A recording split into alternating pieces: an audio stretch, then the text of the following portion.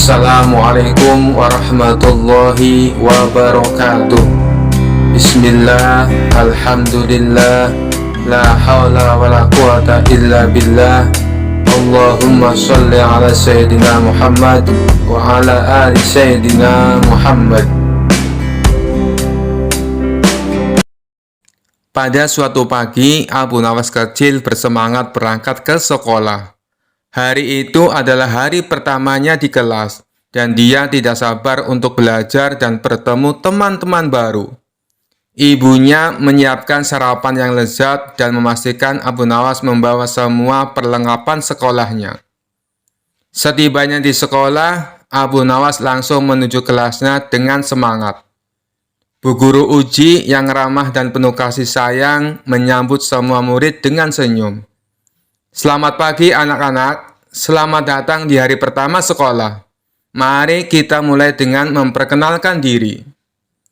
Setelah sesi perkenalan, Bu Guru Uji mengajak murid-muridnya duduk di lingkaran untuk mendengarkan cerita. Abu Nawas duduk dengan antusias di antara teman-teman barunya. Namun, tiba-tiba perutnya terasa tidak nyaman. Dia mencoba mengabaikan rasa tidak nyaman itu, tetapi semakin lama semakin sulit. Ketika Bu Guru Uji mulai bercerita, Abu Nawas merasa bahwa dia tidak bisa menahan lagi. Tanpa sengaja, keluarlah suara kentut yang cukup keras dari arah Abu Nawas. Semua murid terdiam sejenak, lalu tawa meledak di seluruh ruangan. Wajah Abu Nawas memerah, tetapi dia mencoba tetap tenang.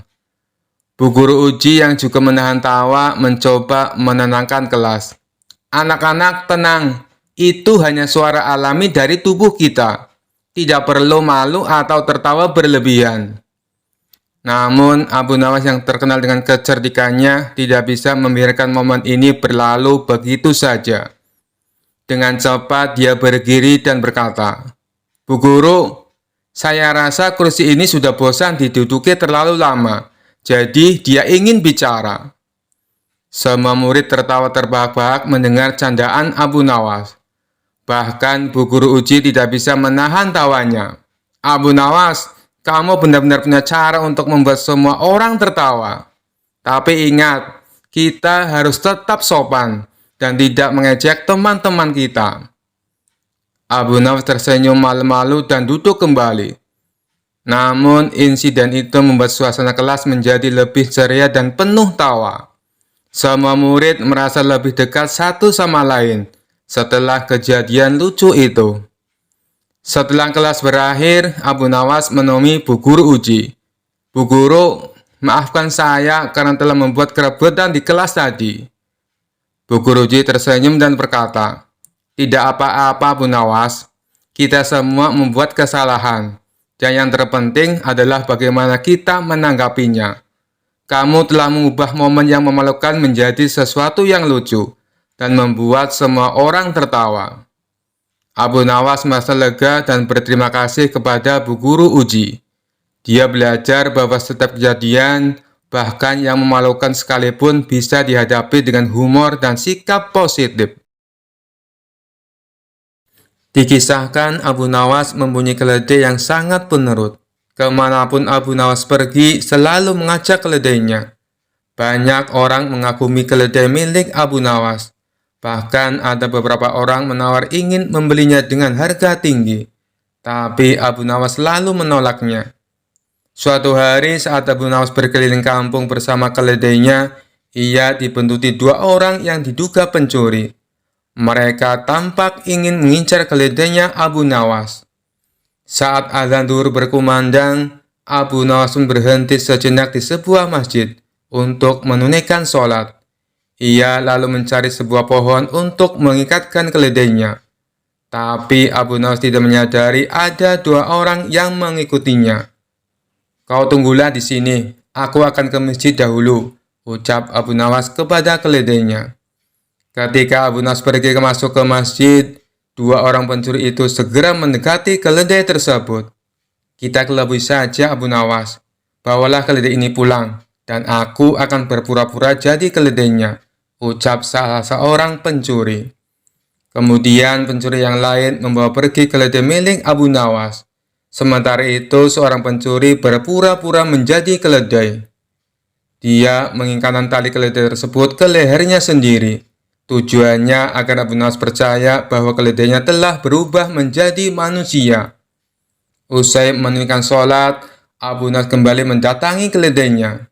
Alangkah terkejutnya dia saat mendapati keledainya berubah menjadi manusia. "Apakah kau keledaiku?" tanya Abu Nawas heran. "Iya, aku adalah keledaimu. Selama ini aku dikutuk menjadi seekor keledai. Tapi berkat kebaikanmu, aku kembali menjadi manusia," jawab si pencuri berpura-pura. Abu Nawas tidak mau percaya begitu saja, sebab dilihat banyak kejanggalan. Mana mungkin keledai bisa jadi manusia? Dia pasti mau mengelabui aku, pikirnya dalam hati. Tapi Abu Nawas tidak mau kalah. Dia mendapat ide untuk membuat si pencuri kapok. "Baiklah, sekarang antarkan aku ke rumah Tuan Hakim. Aku ada janji bertemu dengannya," perintah Abu Nawas. Abu Nawas lalu naik ke atas punggung si pencuri dan menyuruhnya berjalan dengan merangkak seperti keledai. Pencuri itu menyesal karena menyamar sebagai keledai. Harusnya tadi kabur saja dengan temannya. Kini dia pun terikat seperti seekor keledai. Bahkan saat Abu Nawas menungganginya, banyak orang bertanya tentangnya. "Abu Nawas, mana keledaimu yang penurut?" tanya orang-orang di setiap jalanan kota. "Dia ini keledaiku. Dia telah menjadi manusia karena kebaikan hatiku," jawab Abu Nawas. Betapa malunya si pencuri karena menjadi tontonan warga di jalanan. Sementara untuk sampai ke rumah Tuan Hakim butuh waktu yang cukup lama. Hal itu membuat pencuri yang menyamar sebagai keledai menjadi kelelahan. Bahkan kaki tangannya memerah seperti melepuh. Akhirnya sampailah Abu Nawas di rumah Tuan Hakim dengan menaiki punggung si pencuri. Melihat hal itu, Tuan Hakim terkejut bukan main, bahkan sampai memarahi Abu Nawas. "Hei Abu Nawas, kau kejam sekali. Kau kesini menunggang manusia," ujar Tuan Hakim. Abu Nawas lalu mendekati Tuan Hakim dan menceritakan semuanya, termasuk tentang keledai yang berubah menjadi manusia. "Tuan Hakim, dia itu seorang pencuri yang coba melabui hamba. Makanya hamba ingin memberi dia pelajaran," bisik Abu Nawas kepada Tuan Hakim. "Oh, jadi begitu ceritanya. Sebaiknya kita ke dalam dulu Abu Nawas," ajak Tuan Hakim. Abu Nawas lalu mengikat si pencuri ke salah satu pohon layaknya seekor keledai. Sementara itu, teman si pencuri ternyata mengikuti Abu Nawas. Dia hendak menyelamatkan temannya yang pura-pura menjadi keledai. Abu Nawas pun masuk ke rumah Tuan Hakim. Mereka berpura-pura diskusi, padahal sedang mengintai si pencuri yang terikat. Benar saja, tiba-tiba muncullah salah satu temannya untuk menolong. Dia berusaha menyelamatkannya dengan melepaskan tali yang mengikat pada leher kawannya itu. Namun karena kaki temannya yang luka parah, dia kesulitan membawa temannya tersebut. Akhirnya Tuan Hakim dan Abu Nawas langsung memergoki mereka. "Siapa sebenarnya kalian?" tanya Tuan Hakim. "Maafkan kami Tuan Hakim, kami adalah pencuri. Niatnya kami ingin mengelabui Abu Nawas, tapi malah kami yang kena batunya," jawab kedua pencuri tersebut. "Kembalikan keledai Abu Nawas, atau kalian akan aku masukkan ke penjara," ancam Tuan Hakim.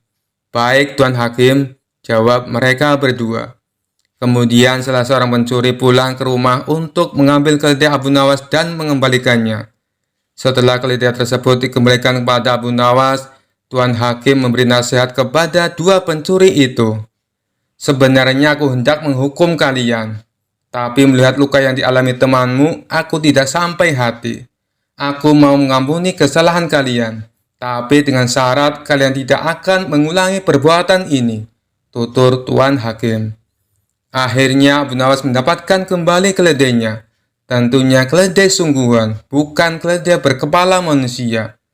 Sedangkan kedua pencuri itu menyadari kesalahannya dan berjanji tidak akan mencuri lagi.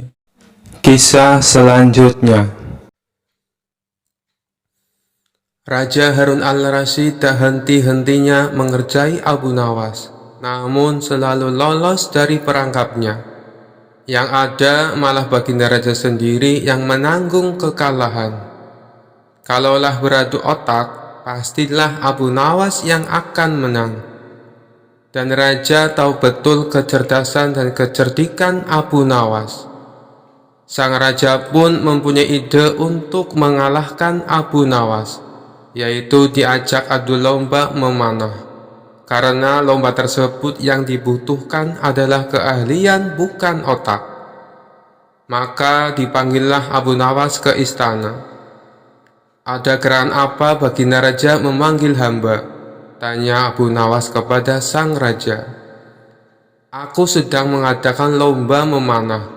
Berhubung kamu ada di istana, maka kamu harus ikut lomba tersebut," ucap sang raja. "Waduh, saya masuk perangkap sang raja nih," gumam Abu Nawas dalam hati. Di saat Abu Nawas kebingungan, sang raja berkata, "Hei Abu Nawas, kenapa kamu bengong? Ada hadiah besar menantimu. Tapi syaratnya kamu hanya boleh memanah 1 kali dan harus tepat sasaran. Kalau kamu berhasil, maka hadiah besar bisa kamu bawa pulang. Tapi kalau kamu gagal, kamu harus pulang ke rumah dengan jalan merangkak." Ternyata dugaan saya benar. Baginda mengundang saya ke istana hanya untuk mempermalukan saya. Sudah tahu kalau saya tak pandai memanah, tapi dipaksa ikut lomba memanah, ucap Abu Nawas dalam hati. Ia pun berpikir keras agar lepas dari jebakan sang raja. Abu Nawas dengan berat hati mengambil busur dan tempat anak panah. Otaknya terus berputar, mencari cara supaya dirinya tidak dipermalukan oleh sang raja. Akhirnya dengan memantapkan hati, Abu Nawas membidik sasaran. Ia pun mulai memanah. Sudah bisa ditebak, anak panah melesat jauh dari sasaran. Namun dengan kecerdikannya Abu Nawas berteriak, "Itu tadi gaya memanah Tuan Menteri." Segera dicabutnya sebuah anak panah lagi. Ia membidiknya dan memanah lagi. Masih juga panah melesat dari sasaran. Abu Nawas berteriak lagi, "Demikianlah gaya Tuan Wali Kota memanah." Baginda raja menjadi tidak sabar. Ia pun berteriak, "Hei Abu Nawas, mana gaya memanahmu?" "Tenang Baginda, gaya hamba tentu lebih baik," ujar Abu Nawas tetap berlagak pintar. Selanjutnya Abu Nawas segera mencabut sebuah anak panah lagi. Ia membidik dan memanah lagi, dan melesat lagi bahkan semakin jauh dari sasaran.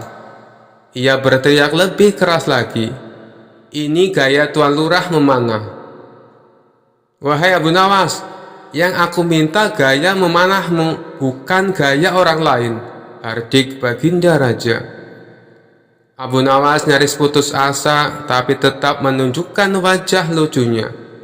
"Tenang Baginda, tenang," ucapnya seraya mengambil anak panah lagi. Ini adalah untuk yang keempat kalinya Abu Nawas mencabut anak panah. Beruntung baginya, kali ini panah secara kebetulan melesat menyentuh sasaran. Ia pun berteriak sangat kencang, "Inilah gaya Abu Nawas memanah. Untuk itu kita tunggu hadiah dari paduka raja." Melihat kecerdikan Abu Nawas, sang raja pun tak henti-hentinya tertawa. "Kamu memang cerdik Abu Nawas," kata sang raja sambil menyerahkan hadiahnya. Sudah cukup lama Abu Nawas tidak pernah dipanggil lagi oleh baginda raja ke istana. Sejenak Abu Nawas pun berpikir, bagaimana cara agar dirinya dipanggil ke istana oleh baginda raja. Hal ini bukan karena Abu Nawas kangen dengan baginda raja, tetapi karena pundi-pundi penghasilnya sudah mulai kosong. Sebab hadiah dari baginda raja sudah tidak pernah lagi ia terima selama ini. Kondisi rumah tangga yang demikian Tentu tidak boleh dibiarkan begitu saja, pikir Abu Nawas. Sehingga Abu Nawas pun mulai mencari berbagai cara agar dipanggil ke istana oleh Baginda Raja. Lama berpikir, tiba-tiba hujan turun yang begitu derasnya, sehingga Abu Nawas berlari ke dalam rumahnya. Dalam keadaan yang basah kuyup, Abu Nawas berpikir, bukankah hujan adalah rahmat? Kenapa aku harus lari menghindarinya? Dari situlah Abu Nawas mendapatkan ide agar dipanggil Baginda Raja ke istana. Maka keesokan harinya, Abu Nawas langsung menjalankan aksinya supaya bisa segera dipanggil oleh Baginda Raja. Abu Nawas pergi ke pasar dan berdiri di tengah-tengah keramaian, lalu berkata seperti orang yang beraliran sesat, "Wahai umat manusia, saya Abu Nawas adalah orang yang sangat membenci pada yang hak dan suka kepada yang fitnah. Dan saya adalah orang yang lebih kaya dibandingkan Allah," ujar Abu Nawas berkali-kali. Padahal selama ini Abu Nawas dikenal sebagai orang alim yang taat, sehingga banyak warga yang heran dengan sikapnya tersebut. Dia memang gemar bersikap jenaka, hanya saja leluconnya tidak pernah ngawur seperti sekarang. Akhirnya warga yang merasa tidak suka mendengar perkataan Abu Nawas, maka ulah Abu Nawas tersebut langsung diadukan ke Baginda Raja. Mendengar pengaduan para warga, Baginda Raja pun menjadi geram dan memerintahkan prajurit untuk segera menangkap Abu Nawas. Setibanya Abu Nawas di istana, Baginda Raja langsung membentaknya dengan sangat keras dengan penuh amarah. "Kamu sudah murtad, Abu Nawas. Perkataanmu bukan lagi lelucon, dan ini tidak bisa lagi dibiarkan.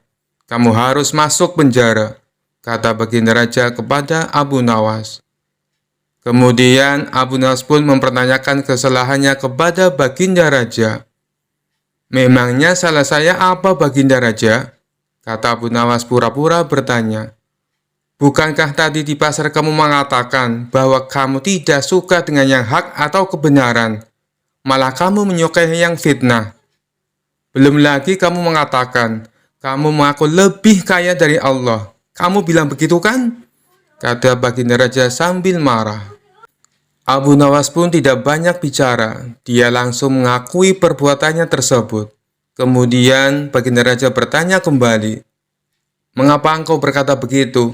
Sudah kafirkah engkau?" tanya Baginda Raja lagi. Tapi dengan entengnya Abu Nawas menjawab pertanyaan dari Baginda Raja. Saya kira Baginda Raja juga seperti saya. Baginda pasti membenci perkara yang hak," kata Abu Nawas. Kemudian sang raja pun menjadi tambah marah dan mengatakan Abu Nawas sangat kurang ajar. Selanjutnya, Abu Nawas menjelaskan maksud dari perkataannya tersebut. "Jangan marah dulu, wahai Paduka yang mulia. Dengarkan dulu keterangan saya," kata Abu Nawas. "Keterangan apa lagi yang ingin kau jelaskan? Sebagai seorang muslim, aku membela dan bukan membenci perkara yang hak. Kamu harus tahu itu," ujar Baginda Raja. Kemudian Abu Nawas mulai berkata sambil menjelaskan maksudnya kepada Baginda Raja. "Begini Paduka yang mulia, setiap ada orang yang membacakan talqin, saya selalu mendengar bahwa mati itu hak dan neraka itu hak. Nah, siapakah orangnya yang tidak membenci mati dan neraka yang hak itu? Tidakkah Baginda juga membencinya seperti aku?" kata Abu Nawas. Akhirnya Baginda Raja pun langsung terdiam ketika mendengar penjelasan itu dari Abu Nawas sembari berkata seperti ini. "Tapi bagaimana dengan pernyataanmu yang menyukai fitnah?" tanya Baginda lagi ingin tahu. Kemudian Abu Nawas pun kembali menjawab dengan jawaban yang membuat Baginda Raja terkejut. "Bukan hanya saya saja Baginda, tapi Baginda pasti juga menyukai fitnah," kata Abu Nawas.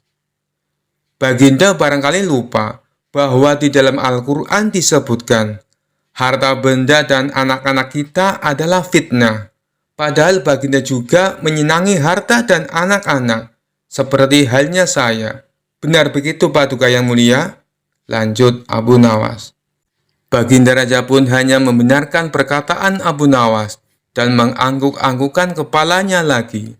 Kemudian Baginda Raja bertanya kembali kepada Abu Nawas, "Lalu bagaimana dengan pernyataanmu yang mengaku lebih kaya daripada Allah?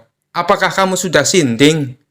Kamu tahu kan kalau Allah itu maha kaya dan maha segala-galanya," kata Baginda Raja kepada Abu Nawas. Kemudian Abu Nawas pun kembali menjawab pertanyaan dilontarkan Baginda Raja. "Anak adalah kekayaan. Baginda pasti tahu itu. Sedangkan Allah tidak mempunyai anak. Saya mempunyai anak, berarti saya lebih kaya daripada Allah, karena Allah tidak beranak dan tidak diperanakan," kata Abu Nawas menjelaskan kepada Baginda Raja. Baginda lagi-lagi hanya bisa terdiam, sebab semua yang dikatakan oleh Abu Nawas memang benar adanya. "Kamu memang benar Abu Nawas, tapi apa maksudmu berkata seperti itu di tengah pasar hingga membuat keonaran?" tanya Baginda Raja kepada Abu Nawas. Kemudian Abu Nawas pun menjawab tujuan dari perbuatannya tersebut di pasar. "Tujuan saya adalah supaya ditangkap dan dihadapkan kepada Yang Mulia, karena hanya inilah satu-satunya cara agar hamba bisa bertemu Yang Mulia," ujar Abu Nawas. Kemudian Baginda pun bertanya kepada Abu Nawas tentang tujuannya yang ingin menemui dirinya. Dan Abu Nawas pun menjawab dengan santainya, "Agar mendapat hadiah," kata Abu Nawas cengengesan. Suasana yang tadinya tegang kemudian menjadi penuh gelak tawa.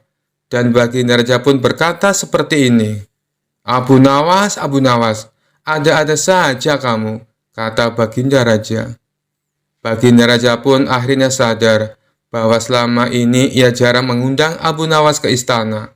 Kemudian Baginda Raja pun memberikan Abu Nawas beberapa keping emas sambil berkata seperti ini, "Kalau kamu butuh apa-apa, langsung saja datang ke sini.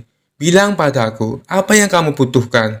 Tidak perlu pakai cara-cara seperti ini lagi," kata Baginda Raja.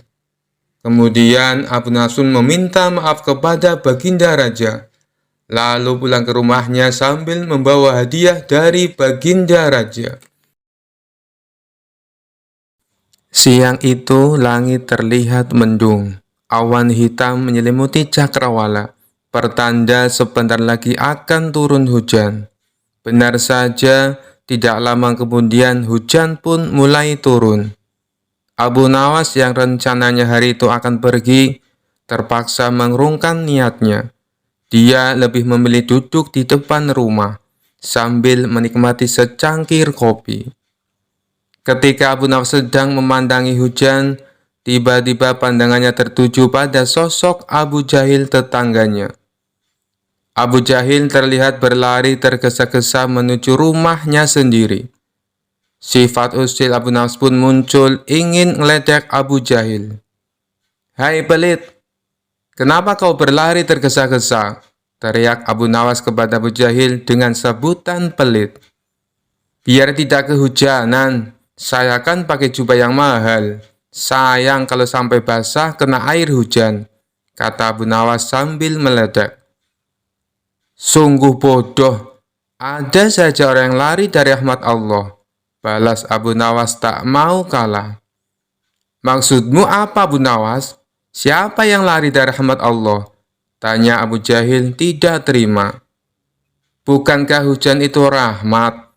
Kenapa kau malah menghindarinya?" tanya balik Abu Nawas.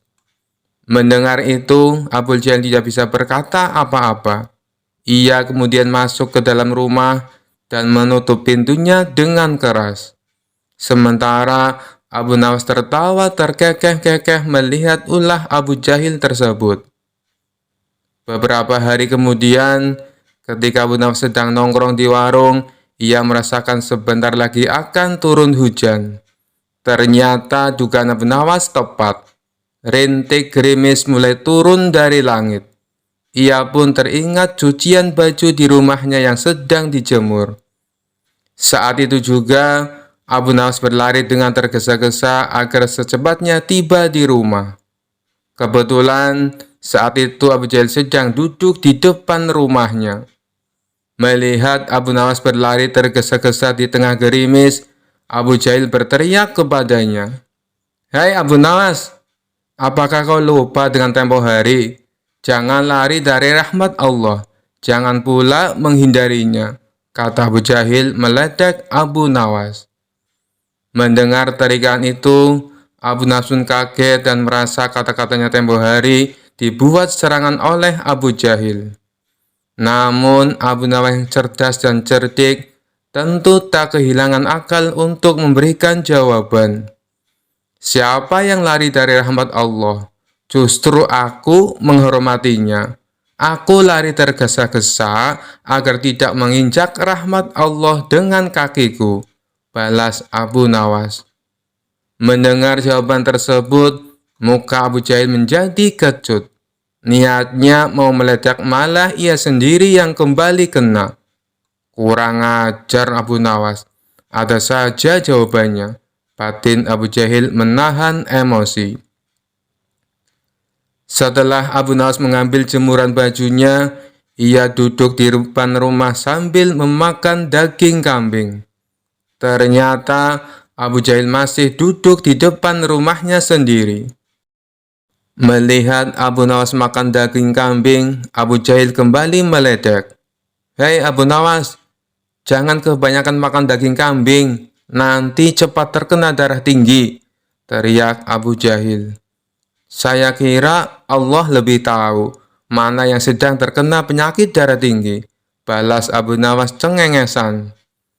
Jawaban itu diungkapkan oleh Abu Nawas karena dia mengerti bahwa Abu Jahil masih emosi gara-gara jawabannya tentang hujan. Jawaban Abu Nawas tersebut spontan membuat Abu Jahil bertambah emosi. Ia pun langsung masuk ke dalam rumah dan kembali menutup pintunya dengan keras. Kabar kecerdikan dan kecerdasan Abu Nawas kian tersebar di seluruh penjuru negeri Baghdad. Cara menyelesaikan masalah Abu Nawas sangat nyeleneh, namun selalu memberi keputusan yang adil. Nama Abu Nawas pun sampai ke istana, hingga ke telinga Baginda Raja Harun al-Rasyid. Suatu hari, Raja mengumpulkan semua menterinya di istana dan menanyakan soal Abu Nawas. "Adakah di antara kalian yang paham dengan Abu Nawas?" tanya Raja mengawali pembicaraan. Mendengar pertanyaan Baginda Raja, seketika itu pula seluruh menteri yang hadir berdiri sambil menundukkan kepala, pertanda bahwa mereka juga mendengar nama Abu Nawas. "Apakah kalian tahu di mana Abu Nawas tinggal?" tanya Baginda Raja lagi. Kemudian salah satu menteri maju dan mengungkapkan bahwa dirinya tahu di mana Abu Nawas tinggal. "Hamba tahu tempat tinggal Abu Nawas, wahai Paduka yang mulia," kata menteri tersebut. Saat itu juga rasa penasaran Baginda Raja ingin mengetahui sosok Abu Nawas kian besar. Dia kemudian memerintahkan pengawal mempersiapkan kuda menuju rumah Abu Nawas. Rombongan Raja berangkat dan membuat heboh para tetangga di sekitar rumah Abu Nawas. Sementara Abu Nawas sendiri masih terlihat santai di dalam rumahnya, dengan handuk masih melilit karena mau mandi. Tidak lama kemudian, pengawal kerajaan beserta Raja datang. Abu Nawas langsung melilitkan handuk di kepalanya, layaknya sorban. Melihat penampilan Abu Nawas yang nyeleneh, membuat Raja tidak bisa menahan tawa. "Siapa kamu?" tanya Raja kepada Abu Nawas. Kemudian salah satu pengawal kerajaan berbisik kepada Raja bahwa orang itulah yang bernama Abu Nawas. Namun Abu Nawas justru menjawab pertanyaan Raja dengan nyeleneh. "Saya ini adalah Dewa Bumi Paduka yang mulia." Mendapat jawaban itu, Raja tidak mau kalah cerdik. Kemudian meladeni dengan pertanyaan nyeleneh juga kepada Abu Nawas. Jika kamu memang dewa bumi, tolong besarkan bentuk mata para pengawalku yang sipit ini, pinta Baginda Raja. Abu Nawas yang cerdik juga tidak mau kalah. Dia kemudian langsung memberi jawaban yang membuat Raja kagum. Ampun Baginda Raja, untuk membesarkan bentuk mata prajurit Baginda, itu adalah tugas Dewa Langit. Saya ini Dewa Bumi, dan hanya bertugas bagian pusar ke bawah. Sedangkan pusar ke atas itu tugas Dewa Langit. Elas Abu Nawas. Raja pun tertawa dengan jawaban itu, dan mengundang Abu Nawas datang ke istananya. Begitu tiba di istana, Abu Nawas diajak masuk ke ruangan raja yang di situ hanya ada mereka berdua. Tidak lama kemudian, datang istri raja atau permaisuri membawa 5 butir telur. Saat itu juga terlintas di pikiran raja untuk memberikan pertanyaan sulit kepada Abu Nawas. Hei Abu Nawas, tolong bagi 5 butir telur ini kepada 3 orang secara adil tapi tanpa dipecah, tantang Baginda Raja. Tentu saja perintah itu membuat Abu Nawas harus berpikir keras. Namun karena dia sangat cerdas, perintah itu pun langsung dijalankan oleh Abu Nawas. 1 telur untuk Baginda, karena Baginda Raja sudah memiliki 2 telur. Kemudian 1 telur untuk hamba, karena hamba juga sudah punya 2 telur. Dan yang terakhir untuk permaisuri 3 telur, karena beliau sama sekali tidak punya telur, kata Abu Nawas. Sejenak Baginda Raja terdiam. Ia masih bingung dengan maksud jawaban Abu Nawas.